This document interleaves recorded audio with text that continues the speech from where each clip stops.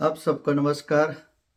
आज एक अच्छा विचार लेके हम आए हैं कि एक भगवान का एक भक्त था, एक संत के पास गया और संत के पास अच्छी भावना के साथ गया कि प्रभु आप तो संत हैं, आप पूरा दिन भगवानमय आपका जीवन बिताते हैं। कई सालों से आपको मैं देख रहा हूँ, आप मेरे को आशीर्वाद दीजिए, कोई अच्छा मार्गदर्शन दीजिए कि मैं भगवान को देखना चाहता हूँ। संत ने बात सुनी, उनको बोला कि आपकी भावना तो बहुत अच्छी है, आपकी इच्छा भी अच्छी है, लेकिन आप मेरे को ऐसा करिए, कल सुबह में आइए, मैं आपके लिए कोई अच्छा रास्ता ढूंढ कर बताता हूँ, कोई अच्छा निराकरण हम ढूंढेंगे। ऐसा सोचकर वो भक्त था, वो घर पे गया, परिवार के साथ रहा पूरी रात तक। सुबह में फिर वापिस आया, संत जी को नमस्कार किया, महाराज की जय हो, आपने बताया हुआ है कि सुबह में हम आएंगे और आप बताएंगे, तो हम आपके सन्मुख हाजिर हैं, हमें आशीर्वाद दीजिए कि भगवान की प्राप्ति कैसे होती है। तो उन्होंने बोला कि आपको मेरे साथ आना पड़ेगा, एक बड़ा पर्वत है, उस पर्वत पर हमें जाना है, जिस पर्वत पर हम भगवान विराजते हैं वहां हम आपको लेके जाएंगे, आप भी जाएंगे, हम भी आपके साथ आएंगे, हम दोनों जाएंगे और भगवान जी के दर्शन करेंगे।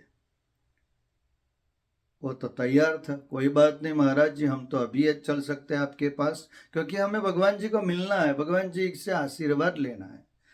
फिर संत ने कहा, एक कोना था, एक कॉर्नर था, उस कॉर्नर में बड़े बड़ी शिलाएं बना रखी हुई थी, उसमें 6 शिलाएं थी, बड़े पत्थर थे। उनको बोला कि 6 पत्थर आपके मस्तक पर रखने हैं और सब पत्थर लेकर हम ऊपर पर्वत की ओर जाएंगे, पर्वत की चोट है उस तक हमको जाना है। वो पर्वत ऐसे पत्थर मस्तक पर डाले और भगवान जी का नाम लेता हुआ 15-20 स्टेप 25 स्टेप चला होगा। उसके मन में लगा कि महाराज ये तो बहुत भारी वजन है, मैं इतना लेकर नहीं जा सकता भगवान जी के पास। तो कि कोई बात नहीं, तो बहुत चिंता करने लगा क्या करें। तो संत ने बोला कि अगर आपको निकालना है तो एक पत्थर कम कर दीजिए, और 5 पत्थर लेके गए। जैसे जैसे आगे चलता गया और वजन बढ़ता लगता था, वो वजन नहीं सहन कर सकता था, वेट ज़्यादा था। तो फिर दूसरा निकाल दिया, और आगे गए और आगे गए, तीसरा निकाला पत्थर, क्योंकि वजन तो बहुत था शरीर पे, वो ऐसे लेकर नहीं जा सकता था। तो फिर चौथा, तीसरा, दूसरा, और एक पत्थर बाकी रहा था, और आगे आगे जा रहा था, एक पत्थर था।